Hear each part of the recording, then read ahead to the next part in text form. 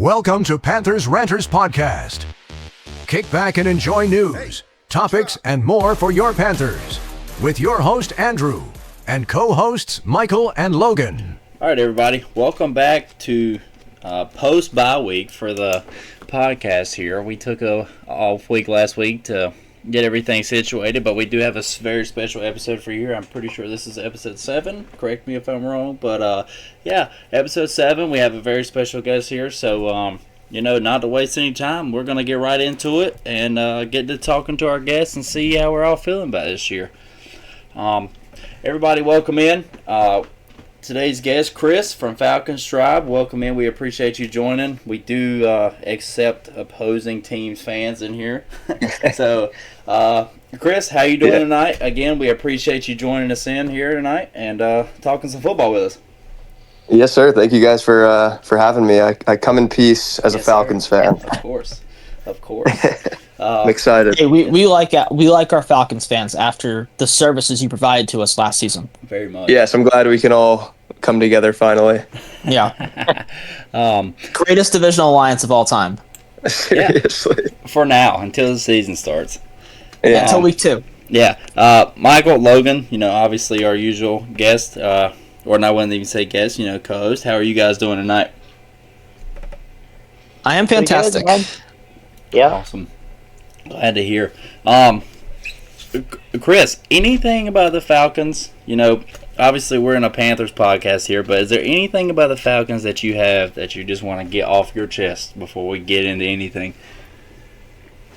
I guess in recent news, the Drake London contract, pretty fresh. Deserving. I personally am a fan of that. Yeah, you think so? Yeah, I do.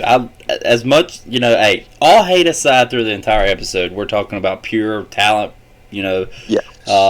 looking at every player. Yeah, I love Drake London. He's a hell of a receiver. Yeah, actually, him and Ted are very similar in my opinion. They are. Yeah. I've seen a lot of comparisons. Yeah. I thought it was good that you guys got it done early. Yeah. Mm-hmm. And didn't wait around and start franchise tagging like the Bengals did. Yeah, that was ridiculous. That was weird. Yeah. So, all right, cool. So, one thing that I do want to cover, this is a quick little snippet before we get into, Panthers Falcons division news or whatever. A couple big things since we took our episode bye week last week. Myles Garrett is now on the Rams. Pray for every team who's not named the Rams. Jared Verse got traded to the Browns in that trade, and also A.J. Brown is pray now for him as well. Pray for Jared Verse as well. Yeah, feel bad for him. Even in his press conference, I don't know if you guys seen it, he did not look happy to be there, which I can't blame him. I like how he claimed number 8 without asking Dylan Gabriel. He was just this number's mine now. Yeah, I mean Gabriel has no fight for that. Yeah. I dropped Dylan Gabriel in my Dynasty League immediately after that. Because he lost his number? Yeah, it's this dude's out, when you're a quarterback and you're not doing anything. When you're a quarterback and you're not even being told that your number's going away, that's a pretty big problem. Yeah, that's bad. But anyway, so hey, we'll hop into division news. I guess we'll start with the first one here. Chris, going into the season, we'll start with Kevin Stefanski, I guess. What are your thoughts on him? Well, I have an icebreaker if you want to start with that. Absolutely. Look, Michael, take it over. Go for it, baby. Okay. So, as stated, starting off with an icebreaker, I want to start with this just to, get you more comfortable on the show. It's a very easy question. I mean, this answer should fly off the tongue for you. Please tell us why you hate the New Orleans Saints. Oh, God. That's we're all in unison. Yeah. The root of the issue to me is Sean Payton. He really fired my hate towards them. And it's just the fire's grown every day ever since. The fans, oh my God. That was me. I hate the fan base more than the actual team at this point. They're so annoying, man. I don't know if they like half the stuff they tweet, if they genuinely believe it or if they're just trolling. I think they believe it, dude. Are they just in that complete of delusion? Yeah. Yeah.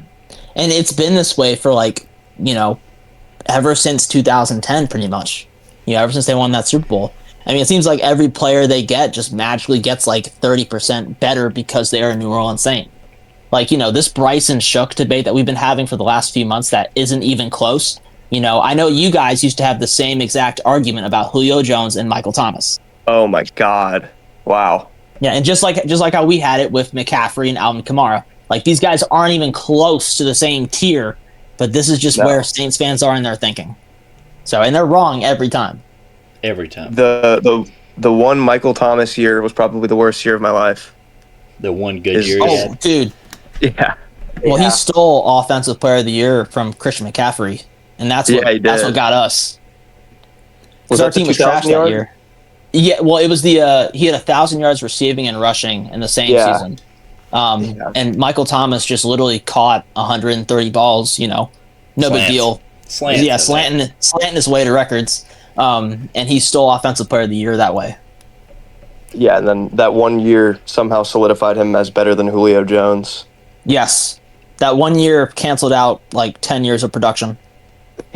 It's ridiculous, man. Yeah, we're not going to talk about Julio Jones, Moss, and Luke Kuechly in any of that situation. Oh, God. Why'd you bring that up, dude? Why'd you even bring that up?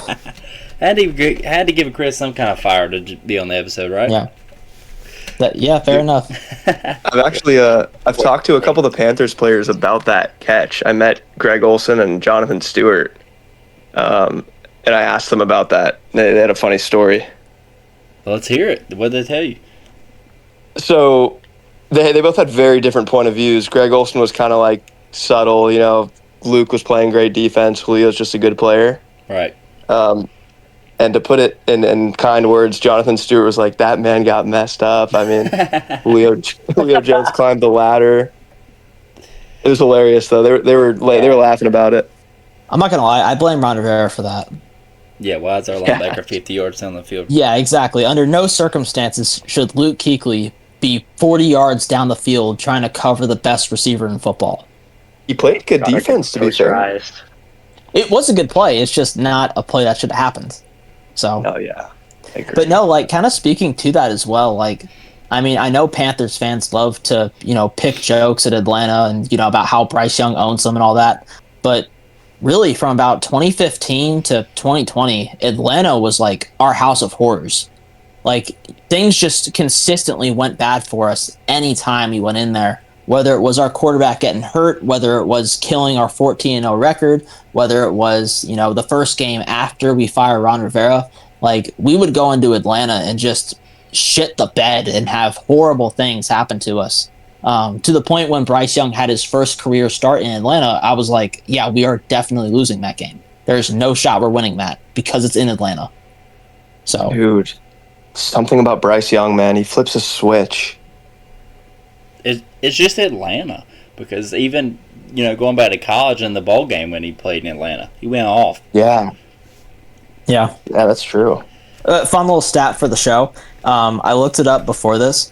Bryce Young has more touchdowns in his last 2 games in Atlanta than Michael Penix does for his entire career in that stadium. Oh, I saw that stat. That's ridiculous, dude. Yeah. Oh, it's sad. Well, I guess actually, I had to get my look back a little bit there. We did. Because we're bringing up 2015. I respect it. I guess we'll jump into that since Michael kind of flew us into it. Chris, what are your thoughts on the Falcons QB battle? Between Tua and Penix, and how do you see it going? And who do you want to start for the year? Yeah, it's pretty interesting. I guess in a world where they're both completely healthy to start the year, I have always kind of been pretty high on Penix coming out of Washington. I loved him as a prospect. So I would probably prefer to see him. But I mean, I've seen some clips over training camp of Tua just kind of throwing the ball on a rope. He looks calm under center. I don't know. It's really tough. Yeah, man. Just out of curiosity. You go. Sorry to interrupt. How is Penix's recovery going? They're saying it's going faster and he's ahead of schedule. Okay, is he slated? Like, could he start in the preseason? No, not preseason. It's week 1 is potential, is what the last thing I saw was, at least. Got it. So when we play the Falcons week 2, we're probably going to see Tua. Yeah, you could. You could. Okay. Cool. That'd be my guess, I think. Yeah. Maybe they'll give him no, 4 games. Yeah, I'll be honest. Like, I'm actually kind of a Michael Penix fan too. Like, his arm talent is probably top 10 in the NFL. Like, people don't say that. People don't really think that. But when you watch him play, like, that man will make throws and attempt throws that I don't think Bryce Young would even dream about trying. Like, it's just you see it once or twice a game at least where he just, like you said, hits a throw on the rope that has no business being completed or really even attempted that Penix can somehow fit in. This is a bad comparison, but I heard someone kind of compare him to Anthony Richardson in a sense where like he's prone to making, super bonehead plays, missing easy throws that are considered layups, making terrible reads, but then every now and then you see this absolute dime that shows why he was drafted in the top 15. Yeah, no, that's not a terrible comparison at all. Yeah, he showed it a lot in college. I remember watching him through that playoffs, and I was like, dude, this guy, he's got an arm, and he knows. Like in college, he looked like he knew what he was doing. Like he could fit it in those spots, and I think through the NFL, he's trying that and realizing he's playing against better talent, and it's a little bit different. Yeah, but I mean, he's got it. Unfortunately, he hasn't stayed healthy, and I don't think he's the best under pressure.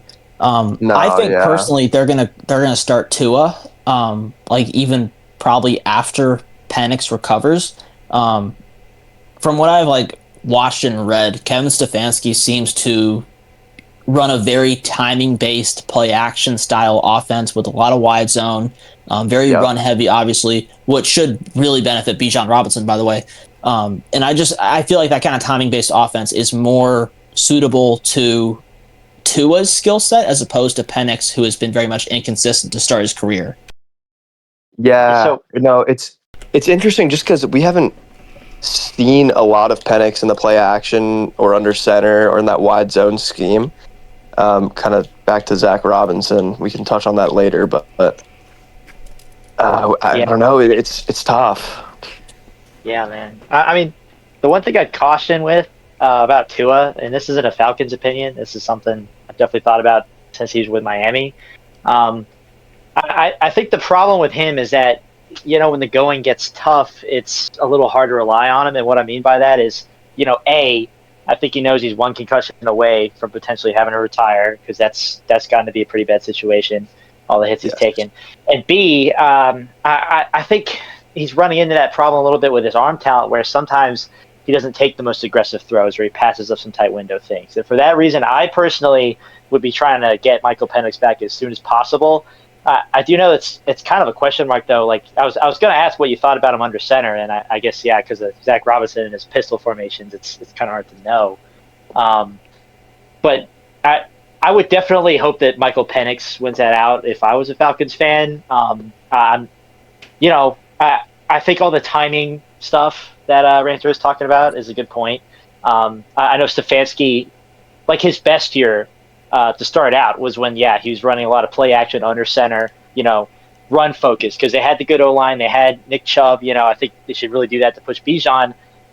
On the other hand, the quarterback situation went off the rails later in his tenure there, but he started trying all these, wider looks and spread out offense, and that went really bad. So I keep an eye on, how Penix is able to adapt to more of a heavier offense.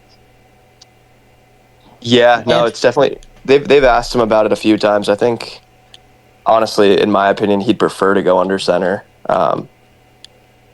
just based off what he said. Talk about Stefanski? Penix, sorry. Okay, gotcha.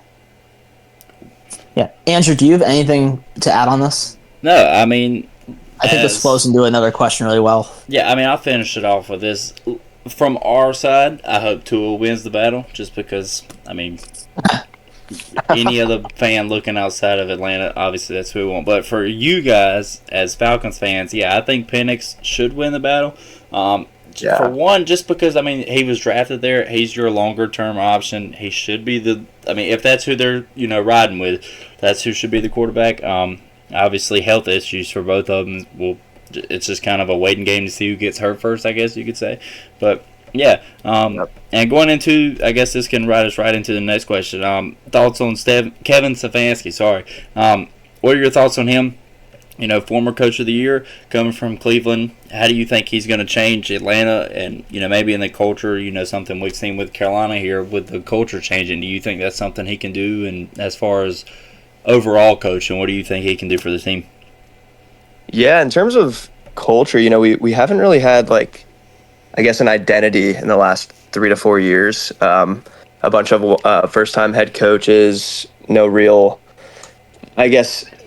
scheme. That's the difference here with Stefanski, I think. He is that 2-time coach of the year. He's been to the playoffs on multiple occasions. I think his last couple years in Cleveland were a bad,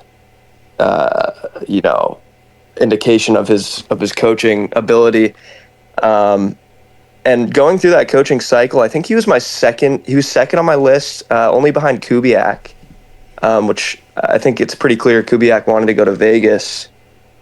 But yeah, I'm really excited just to have an offensive-minded guy that has some sort of scheme. He was under that Kyle Shanahan coaching tree.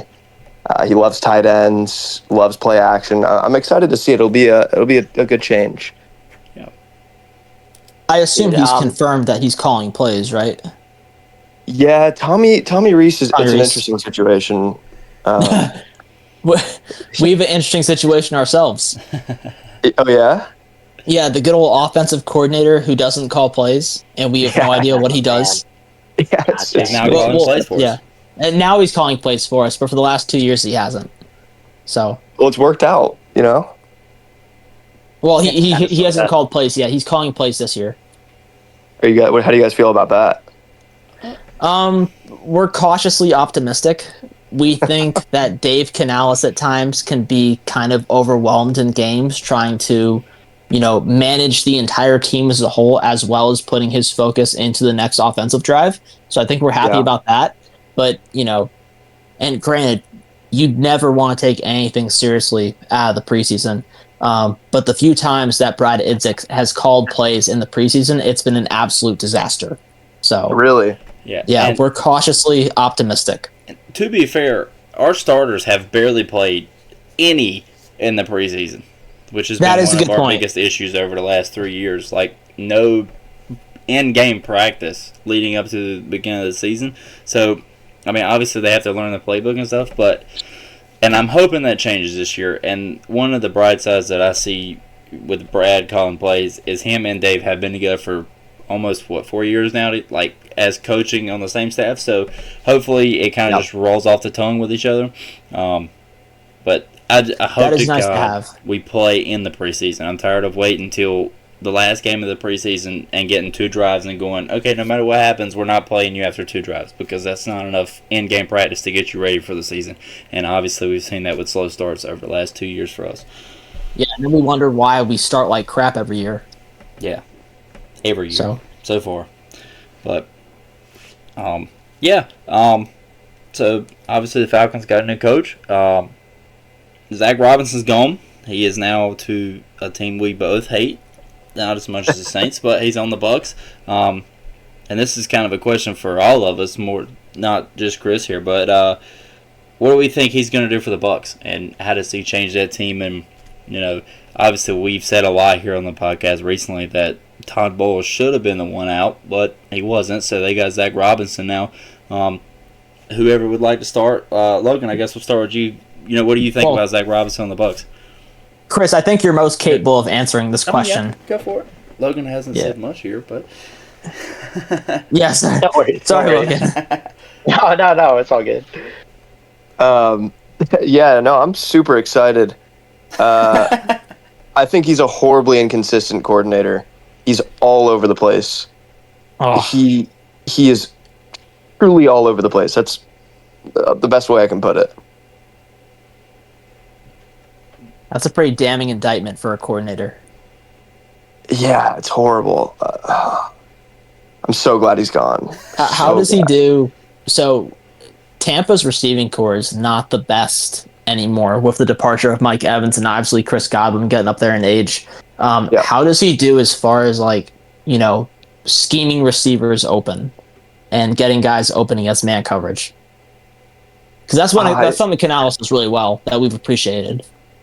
He does. It's tricky. We were kind of hurt all year in that position. I think when we were healthy, the passing offense wasn't quite the issue. You saw a down year from Darnell Mooney. I think that was more on him, to be honest, less on the coordinator. I'm more so, if I was a Bucs fan, I'd be more worried about the third downs, the red zone trips, the 2-minute drills, things of that importance. I think Bucky Irving should be worried too. Oh, he's being done. pissed all the time. He's my dynasty team. I need him to play good. Yeah, man. Sadly. I am curious about the scheme fit there because I know he ran a lot of pistol with y'all in Atlanta. And that's a little bit more in Penix's wheelhouse than Baker because that's a little bit more of an RPO kind of thing, and Baker's not exactly, in today's NFL, not exactly a great mover at quarterback. So I don't know if they're going to change something up or what. Do you think it's an upgrade over Josh Grizzard, who was their coordinator last year? I don't know how much Bucs tape you watch. Yeah, well, really to Chris or anyone. I don't. Okay. Yeah, I wouldn't say so. Not going to say so either, to be honest. I mean, say what you will about Grizzard, but he had Baker looking like the MVP for the first half of the season. I don't think Robinson is going to get that out of him. No way. No shot. Yeah. So, Chris, I guess our big question for you is, what do you see Atlanta doing, in the division and entirety of the schedule throughout the year? What is your expectations, and from what you've seen, what is Falcons Nation's expectations for Atlanta this year? Oh, it's tricky. Personally, I'm kind of taking this as a retool year. Not my expectations aren't high at all. I see us going 9-8, maybe 8-9, ceiling 11-6 if everything goes right, coaching goes right, QB play is great. With a floor of 5-12 is what I have written down. Okay. Just a lot of figuring stuff out. Like I said, like you guys touched on, the QB competition's obviously a huge question mark, and the coaching staff it's completely brand new, so little retool year. Outside of quarterback and coaching, what are your biggest concerns for the roster? I think our biggest weakness is going to be that D-line, especially with the questions around James Pierce. Well, yeah, that's a good point. Looking like now he's going to get away with it. Like he's going to have to be canceling, but the NFL has to suspend him, right?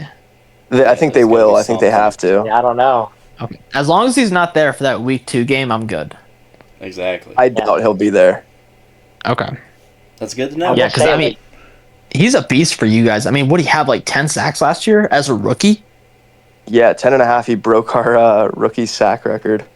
Yeah, that dude is going to be a force. We're going to be dealing with him for a long time, I think. Yep. Assuming he can. Ruben Bain on the Bucs. I think we're going to have to deal with him for a long time, too. Oh, man. Yeah, I'm bummed about that. Hopefully Pierce can, stay out of jail, but... That's the issue. For our sake, hey, whatever it takes to get you off the field. Yeah. I will say, I think the Ulbrich scheme is going to keep y'all afloat at least a little bit, because, I know y'all added, what's his name, Hale Perkins, in your rookie draft. He's a pretty good blitzer. I think Ulbrich is just really good at making guys shine as pass rushers that probably wouldn't, and at least in my opinion, work in the NFL and too many other schemes. He definitely made Jalen Walker look better than I expected him to. And between Brandon Dorless and still having Jalen Walker, I think that's a pretty nice unit. It's kind of funny. I feel like Brandon Dorless really flies under the radar, even though he had a pretty awesome season last year. Yeah, he came out of nowhere. He had a great year. I'm excited for him. He's healthy again, finally. Nice. Yeah, look, absolutely. Kind of adding to that, Logan, that's a great point. How big of a win is it for you guys keeping Jeff Ulbrich? because I assume when Morris got fired that you guys were going to release Ulbrich too, and I feel like he was a big asset for y'all last year. Absolutely. We were all terrified. Still terrified. I think he hits a head coaching cycle in the next couple of years. So obviously excited for this year and next year. Hopefully he stays around. You really think Ulbricht's going to get a job after what happened with the Jets? That's the Jets are the Jets, though. You know. Yeah, it is. That is fair. This is true. You know, Darnold went through. He was with the Jets, and now he's a Super Bowl champion. Yeah, that's true. Yep, that's Oh, I got a job too. Yeah. But I bring that up because people just seem to not want to hire defensive coordinators at all nowadays. That's We've true. been worried about the same thing with Ejiro Evero, who is I think much highly regarded in league circles versus what Panthers fans think of him. We've been worried that we're going to lose him for the last 2 years, and he has only received a handful of interviews. He's a beast. Go the other way. You think Evero's a beast? Yeah, I mean, he's been in the last 2-3 head coaching cycles now. He's been getting calls. Yeah. That's true. Well, and he also, I mean, the 30-0 game, I think, is what you're thinking of. Oh yeah, yeah, fresh. you there. Fresh in my mind, yeah. Yeah. I do. But we don't think that. that highly of him. At least Panthers fans generally don't. I think he's a lot better than people give him credit for. I think his in-game adjustments can be insane at times. I mean, you look at that Rams game in the playoffs, for instance, where you're getting your ass kicked for the first 2 drives. And then it seemed like after that, pretty much from the second quarter on, Evero just had that Rams offense, which was the best in football, just completely locked down and out of sorts for really the better part of the remainder of the game. 100%. Yeah, He just has such I like boneheaded Evero. Go ahead, Logan. I think I'm just kind of on an island with that, though, among Panther fans. Not a lot. What, not that a lot Evero's to like. good? For good reason. Yeah, That yeah. Evero's- I'm a pretty big Evero fan. But that's like a whole can of worms because there's a lot of questionable times with him as well. Yeah, this is about the Falcons, and I'm not helping. Yeah, I mean, I will say, okay, so in terms of a Falcons thing, I wouldn't be surprised to see Ulbrich jump up because, I mean, if you think of star DCs right now, honestly, he's got to be near the top of the list. And I know teams have been hesitant to hire defensive coordinators lately. The offense has been, all over the front page always. But, I mean, look at this last playoffs here. I mean, we just saw a defensive head coach win a Super Bowl. He was up against another defensive head coach with Vrabel. Look at D'Amico Ryans. I mean, some of the best head coaches in the league now are defense. So I would watch out for that. I'm hoping that, well, at least for your sake, that if you guys don't have an exemplary year this year because of maybe reasons that aren't even due to the defense, he sticks around for at least one more year. During a time that maybe y'all have your QB situation sorted out and everything. But, I'm hoping he gets out of there as soon as possible. Yeah, and the other thing, too, is your defense was so bad before he got there. Exactly. Yeah. That's the biggest, I think, achievement or the biggest shining thing on him to me, just the turnaround from 2024 to 2025. We had the worst pass rush ever for a solid 7 years. Yeah, it's insane. You guys were consistently bottom 3 in sacks every year. Every single year. That's why we're all jumping for joy over James Pierce. Speaking of y'all's defense, and I don't know, I'm sure within Falcons, nation, everybody loves him. But outside looking in, shout out Xavier Watts. That dude's a beast. He's I a hate monster. playing against him, but he's going to be a problem for years. I think him getting these couple years under Jesse Bates is going to be absolutely incredible for his development. Yeah. But he's already a beast. Yeah, he is really good. I love watching him play. Hate the Falcons, but love watching that dude play. He is a hell of a safety. I can respect that. Yeah. One question that I threw him on my sheet here before, in the middle of the thing, and this is just probably something a little bit smaller, but obviously the Falcons lost Tyler Algier this year. How do you think Brian Robinson, and not that it's going to affect Bijan any, but what do you think? You think Brian Robinson can fill in the role that he had, or what do you think that's going to happen for your RB2? In terms of replacements, I think he was one of the better options I'm very disappointed that we let go of Tyler Algier for that contract. I think we could have paid him. He's been a monster for us for the last 2-3 years. But I think Brian Robinson can come in on third downs, catch some passes. He's not going to be, quite the bowling ball that Algier was, getting positive yards every time he touches it. But I don't mind it. Yep. Cool. Well, I mean, obviously, I know we've got a lot more to add here, but that's all of our questions on our list, guys. So, I want to talk about the schedule a little bit. Yeah. If that's okay with you. Yeah, absolutely. We got plenty of time. So, I think you said you had the Falcons going 8-9. Like, one of the things, and I took a deep look at your schedule before we started. Firstly, I just want to say, this is one of the weirder schedules that I have ever seen in my life. Your first 10 games are all like, are complete toss-up games across the board. Like, you guys could go, 3-7, or you could go like 7-3. There's really no telling what's going to happen in any of these games. Then you guys have 3 primetime games back to back to back from week 3 to week 5. You go to, where do y'all play the Bengals? Madrid? Is that where that is? Yep. Okay, it has an acronym. So yeah, y'all go to Madrid. You have 2 layups in Cleveland and Washington in December, and then your last 3 games are all divisional contests. Like that, and at home too, for the most part. Like, that is the oddest schedule I have ever seen. It's the layout makes no sense to me at all. Yeah, we go Madrid, and then we play Kansas City at home. Then we have a bye. Yeah, that's messed up. That stretch makes no sense. Yeah, that's weird. The NFL has been getting away from giving teams a bye week after playing overseas, and I don't understand it. I don't get it. We have to fly across the country and then play Patrick Mahomes. Yeah, that sucks. Good luck with that one. Yeah, and then like you said, the 3 primetime games in a row. I don't even know how to feel about that. Yeah. Well, at least you consistently get primetime games. It's only because of number 7. That's a good point. Yeah, he rips a 70-yard runoff every time. He is ridiculous. I don't want to play you guys on primetime, by the way. We just turn into the Prime Chiefs. I know, like, seriously. Did y'all go undefeated on primetime last season?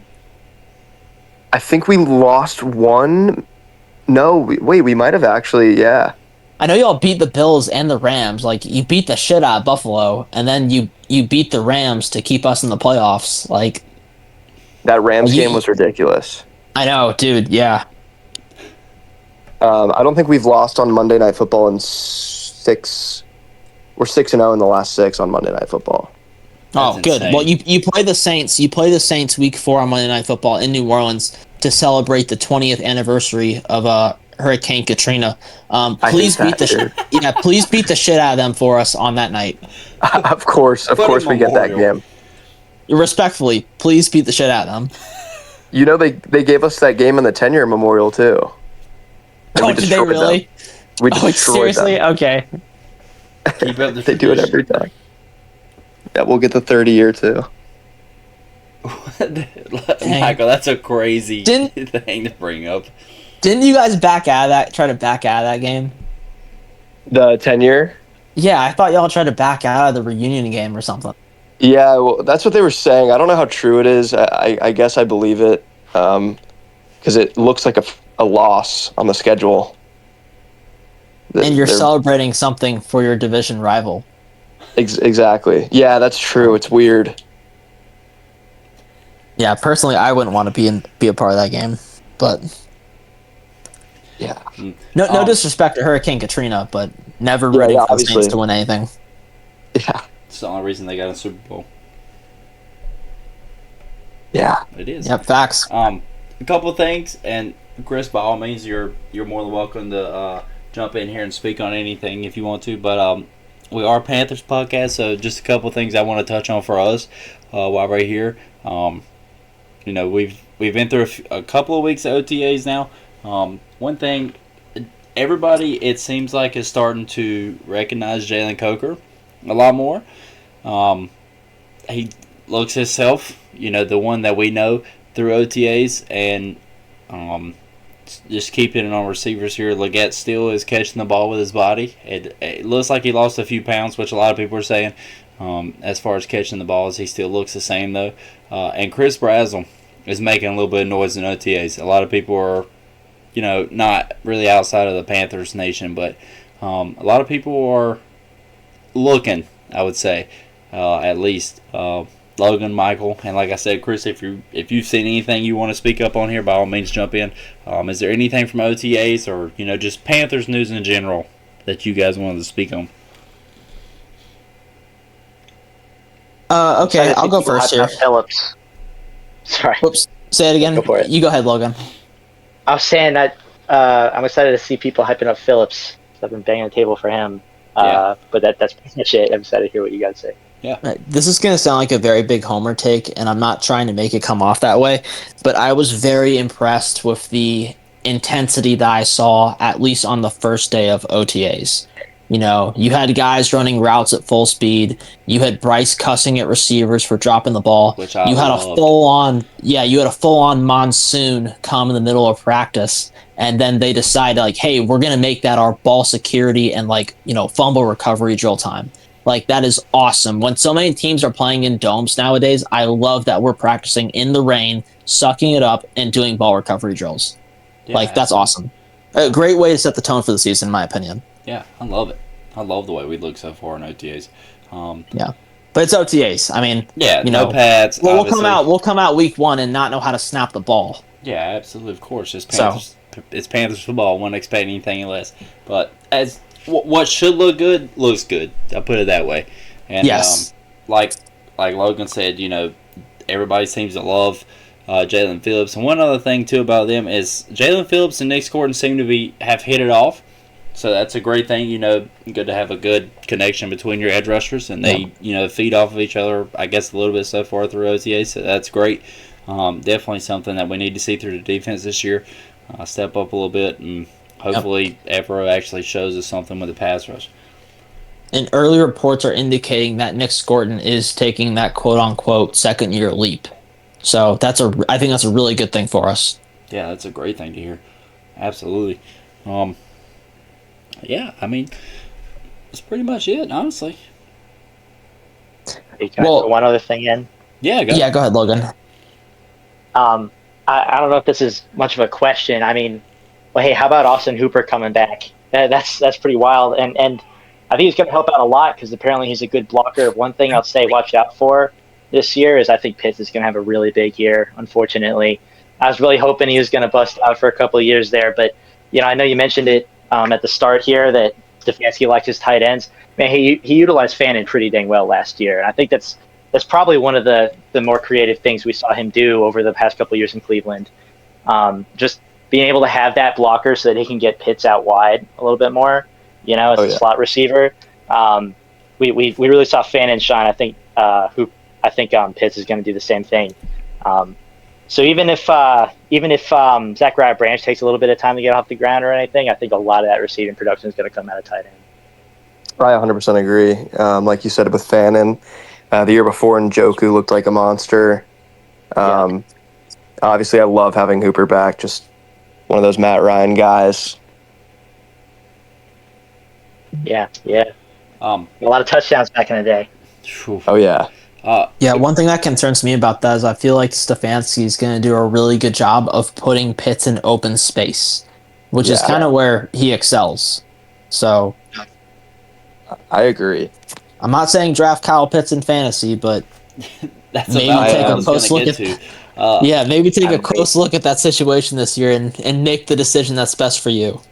Yeah, Chris, what do Falcons fans actually think about Kyle Pitts? I know from a fantasy perspective of what people think about him, but from your guys' perspective, what do you think about Kyle Pitts? Yeah, so there was obviously his rookie year. He came out, put up 1,000 yards. Everyone was, pretty excited. We drafted him over Jamar Chase and a couple other guys. And then, the fantasy gurus started jumping in, saying he was a bust. there was clips coming out that kind of looked like he wasn't running his routes as hard as he could. Personally, I love Pitts. I think, with the opportunities he's had, we've had no quarterback play. Our coaching has been terrible. We haven't tried to get him the ball, and last year we kind of saw a better look at what he can do. So I'm excited. I think he's, like Logan said, he's going to have a huge year, in my opinion. Hopefully he doesn't. Yeah. Well, we say that every year. We keep going back to that, but just a random question about Kyle Pitts. How good of a blocker is he? I think he's an underrated blocker, but he's not a great blocker. Okay. We had Charlie Warner kind of take most of that load off last year. Okay. Well, that's the thing about Stefanski is that, I think he's going to really utilize that skill set well. I mean, I think that's part of the reason why Pitts had some trouble starting out is maybe some of these offenses had a hard time utilizing him. But Fannon's a crap blocker too, and he still was able to get on the field all the time in the Stefanski scheme. I think that the big thing is that you actually have a wide tight end to go out and block. I think that's probably what Hooper's going to be. Yeah, I was going to say, what I've noticed about Pitts is they tend to keep him away from the line of scrimmage. Like, he's not, hand in the dirt, ready to go out and run a route from that stance. 100%. So that's why I asked if he's been a decent blocker for you guys.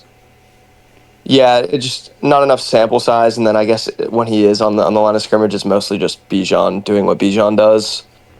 Yeah. So yeah, like Logan said, Hooper's definitely going to be a big part of that. He's going to be an extra lineman for us. Nice. Okay. Anything else you guys want to add? Yeah, I have one more thing. Okay. So, and feel free, obviously, as you've done the whole show, feel free to speak your mind here.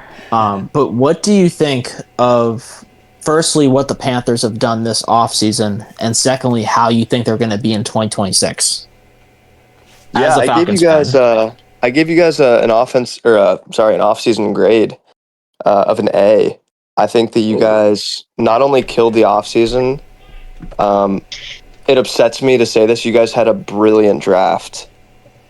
The only question mark I had was Jalen Phillips' contract. Obviously, you guys paid a lot of money. How do you guys feel about that contract? It's a lot. I think it's a high risk, high reward. Yeah. Yeah, you got the injury concerns, but I really do think he's right on the edge of being an actual superstar. I know he ain't got the sack numbers to back it up, but I think if you watch the film, if you look at some of the underlying stats, like pressures and everything, he's a really dang good player. You just got to hope he doesn't get hurt, because if he does, the contract looks pretty sour pretty quick. Yeah, I'll be straight with you. And I said this on the show when it came out. I would not have signed him to that deal. But at the same time, there's no doubt that he makes the Panthers a much better football team. So, as long as he can stay healthy, it's going to be a win. We just need him to stay healthy, because he's definitely had his fair share of health concerns. Yeah. But thank you for the compliment, though. That's the nicest thing anyone's ever said about us. But seriously. I gave that Devin. I was upset when you guys signed Devin Lloyd. I gave that an A+. Oh, dude, that was such. That came down at that came down at 10:30 at night. Yeah. So that happened, and we were all up until 2 a.m. You guys, the contract is amazing. That. Yeah, it's $12 million a year. He's only I don't even know if he's a top 6 paid linebacker in football. For a guy that was a first team All-Pro last year. He's a monster. He's everywhere. Yeah. Do you think? I mean, I hate to put you on the spot here, but do you think the Panthers are the favorite in the division? I think so. Tampa's it's an interesting situation. Like you guys said, their receiving core kind of took a hit. The coaching staff is a bit of a question mark. They've lost some key guys on defense. Yeah, they lost David and Jamel Dean. Yeah, I still think they have the best quarterback in the division. That's fair. But I think you guys are a way better coach team, more well-rounded, and you guys obviously won it last year, so you're probably the favorite. It's definitely a tough conversation for sure. Yeah, I think the Falcons would be right there if they'd figure out quarterback. I mean, y'all's team is an awesome team on offense and defense. You just got to see what works out at quarterback. and if head coach works out, of course.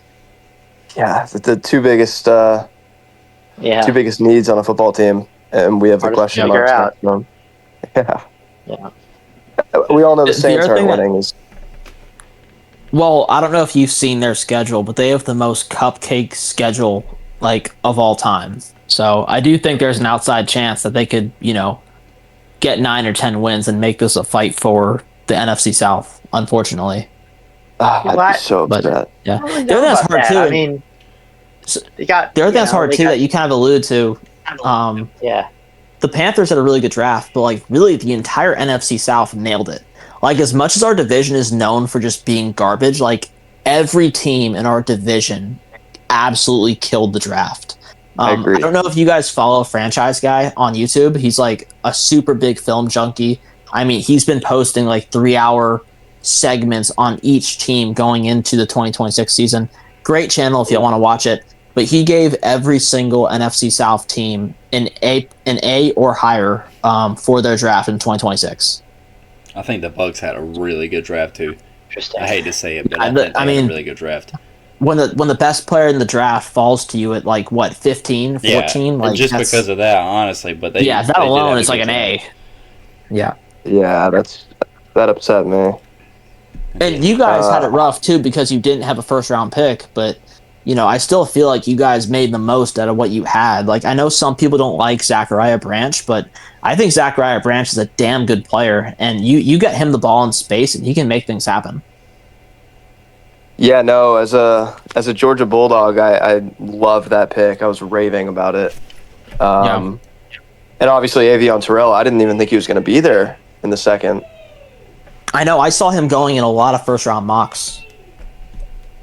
Yeah, I'm super pleased with that. Yeah. I think the Saints killed it. I really do. Yeah, me too. That hurts to I give say, it an doesn't A. it? Yeah. It does. It really does. I mean, getting Christian Miller on day 2 was a big win for him. I don't know how good Jordan Tyson is going to be. If he stays healthy, I think he can be really good, but that's a big question mark. And also, I like Dell Bryce is one of my Lance. draft crushes. Yeah, Bryce Lance is good too. Yeah. And they obviously got the Styles brother. He's going to be an athlete somewhere. Of course. Yeah, I just remember thinking there was a point on day 2 where it was okay, the Panthers are doing just fine. This is a fine, probably B plus A minus draft so far, but we're having the worst draft in our division, which is not good. Because And it every still other was an team A+. just seemingly, it was nobody missed in the top 100 whatsoever. I don't know if I've mentioned this. I think the Brazel pick was incredible. I'm so high on him. I am too. Oh, sweet. I'm aiming for him I in think Doing fantasy that, this year. yeah, it's Picked him controversial. up in every dynasty league I could. I'm trying my best. Another thing I really liked in OTAs, by the way, all the videos we've seen of Chris Brazel, he's no longer body catching, which is something he nice. did a lot in Awesome. college that caused drops. So I'm And he's glad we're already- seeing him get he's- away from that. Then he's already better than Ned Leggett. is still doing it. Yeah, He's Leggett loves to still do that. doing that. He's still body catching. I don't know. Maybe Clips. that's just the Panthers thing because Curtis Samuel did the same thing for the longest time. Yep. He did. Everyone likes to, and And Ted Ginn, of Benjamin. course, too. Benjamin. I mean, we're just body catchers here. I don't know. Practice bad receiving form. Yeah. We're telling our guys, no, you want to catch with your body. Yeah. Don't even put gloves on. Hey, you don't even Yep. need gloves. It rains here. That's hilarious. But yeah. Before we head off, is that everything? Anybody want to add anything? I got one quick question, if that's okay. Yeah. Hey, keep this going. Let's go. Yep. What do you guys think the Falcons' record is going to be this year? If you had to put a number on it. I'd say 7 wins. Let me start with this. Actually, I'd say 7 wins. And Chris, I know you said this earlier that your 2 biggest question marks are the coach and quarterback. But if you have middle of the pack quarterback play, I think y'all's team is right there. And I do like Kevin Stefanski. I think he can be a good coach. I think he was a hell of a coach in Cleveland. I think he was just an out to get rid of him. Now, I think next year, if quarterback play doesn't work out and y'all do get a quarterback, I think y'all are going to be a hell of a team. This year, like you said earlier too, I think this is kind of like a step year, and then y'all should be fine after this year, depending on if y'all find the quarterback. So I'd say 6 to 8 wins, somewhere in there. And y'all kind of find y'all's feeding this year, and then next year y'all should be pretty good. Yeah, love it. Yeah, so I'm kind of with Andrew. I think 8 and 9 is probably what I would go with. I just want to read off your schedule to kind of like justify my opinion. So you guys go at Pittsburgh, home versus us, at Green Bay, at New Orleans, versus Baltimore, versus Chicago, versus San Fran, at Tampa, versus Cincinnati, and then versus Kansas City. Like, honestly, I don't even think I would pick the Panthers to go any better than 5-5 or 4-6 through that stretch. Yeah, it's tough. Like, it's just a really rough start for you guys. And if you guys get off to another poor start, like, at 4-6 or 3-7, like you did last year, especially with a team that has quarterback questions, like, I just think there's a lot of potential for things to go wrong quickly there, even though you all have a talented roster. Yeah. No, I agree. 100%. So, like, and this is a brutal third place schedule, by the way. I don't know how you guys got this. I don't know either, but one thing I will say is we beat teams we're not supposed to beat, and we lose to teams that we aren't supposed to lose to. So we could go beat the Chiefs, and then we'll lose to the Browns week 14. Oh, dude, yeah. Hey, we got swept by the Saints last year, but we were 2-0 in the regular season against teams that we were 10-point underdogs against. Makes sense That's ridiculous. Say it again. Say it again, Chris. I said that's ridiculous. Yeah, that's what we do. So, hey, we shouldn't have beaten the Rams or the Bills. Yeah. Penix tried so hard to sell that Bills game, by the way. Yeah, I know. That was ridiculous. Did you guys happen to watch the Colts game in wherever it was? Yeah, I did. Yeah, I was in the stadium watching that game, actually. No way. Yeah, but no, not for your. No. I would never go to a game that's not a Panthers. Yeah. God, no, don't ever try to tell me I was doing that. No, I was in Charlotte. They had it on the TVs. Yeah, I was a proud Jonathan Taylor fantasy owner that day. You went ridiculous. Put up like 50 points. Yeah, it was a great start to my Sunday morning. It's quite the opposite for me. Yeah.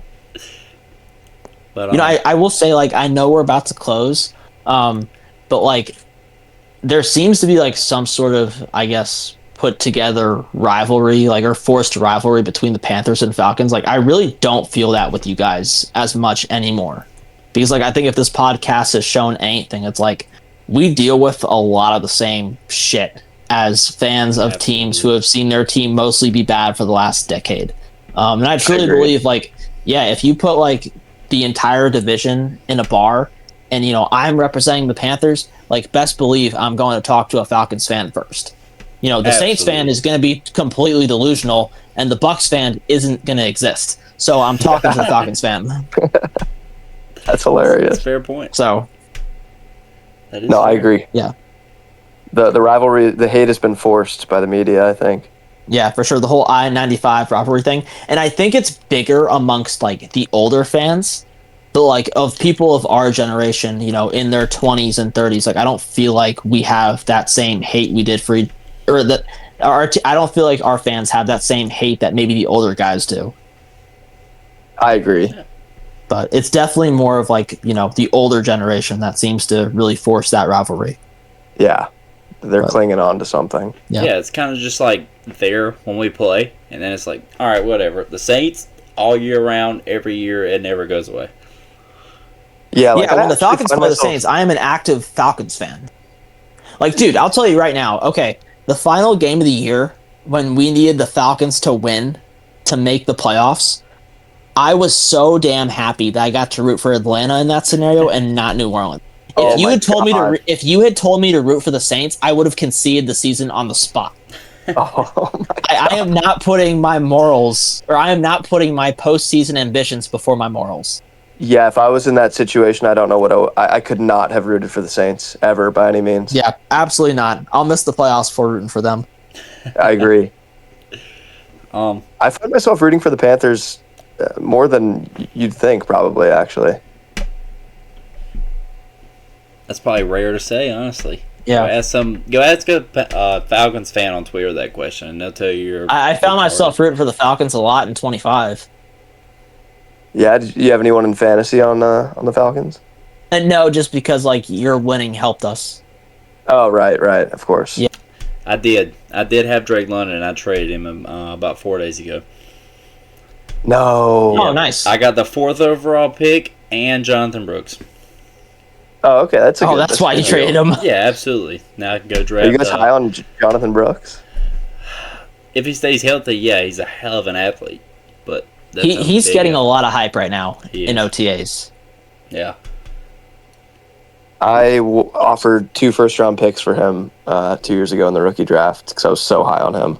Yeah, so just a quick story here before we get out of here. So I actually traded up in that draft from 4 spots out, and I think it was like the 3rd or 4th pick then, and drafted him, and then he got hurt towards the ACL the second time, and I was like, yeah, he's done. So I dropped him, and then my buddy picked him up, and I just traded for him again. So A vicious cycle. yeah, it's brutal. Fantasy is always brutal. Oh, yeah. But yeah, I guess that's it for tonight. Again, Chris, we appreciate you joining us. You're welcome back anytime. Hope you have fun with us talking football.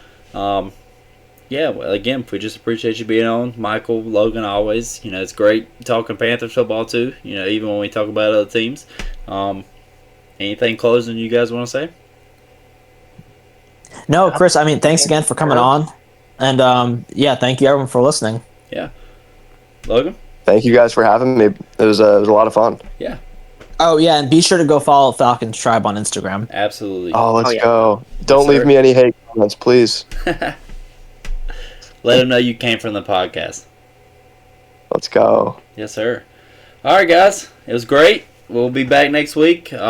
Again, we thank everybody for tuning in. Make sure you check us out on YouTube and Spotify. And go follow everybody's pages. And make sure if you're a Panthers fan, you join in on the Discord. And talk sports with us every day. Thank you, guys.